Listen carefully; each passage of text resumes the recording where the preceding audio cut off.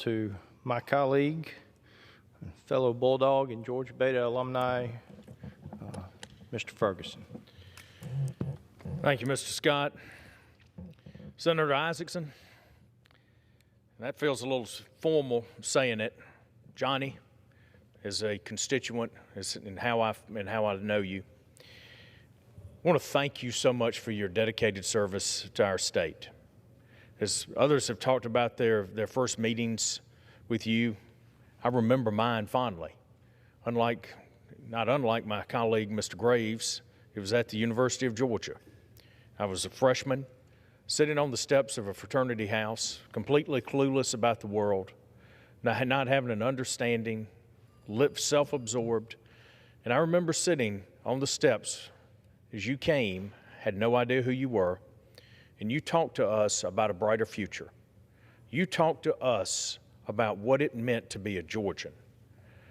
And I remember when you left, I remember thinking two things from that moment. That's maybe the nicest person that I've ever heard from in my entire life. And secondly, I was pretty touched that someone was looking out for my future that didn't even know me.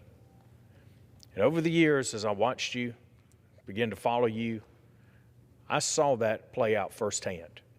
I saw how important the state of Georgia was to you, and what made it important, the millions of Georgians that you love and care about, the ones that you don't know, the ones that you do know, the ones that are yet to come.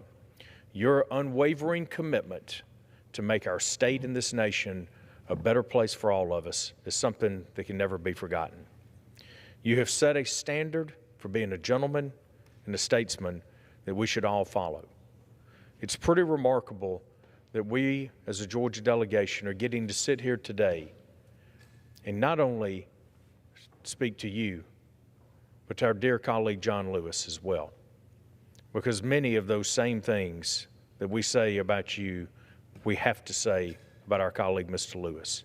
There's a genuine love for our Georgians, a sense of decency, a sense of optimism, the desire for a bright future. All of those things come through, not just in your words, but in your actions. And I want to thank you for that. 40 years of service to making our lives better. And I'm not exactly sure what piece of legislation you took up shortly after you met me, or I had the chance to meet you and hear from you on the steps of a fraternity house in Athens, Georgia. But I feel confident that whatever it was, it made my life better many years later. And I thank you for that. We ask that God continue to bless you and Diane, and know that we owe you a debt of gratitude that we'll never be able to repay. Thank you, and God bless you.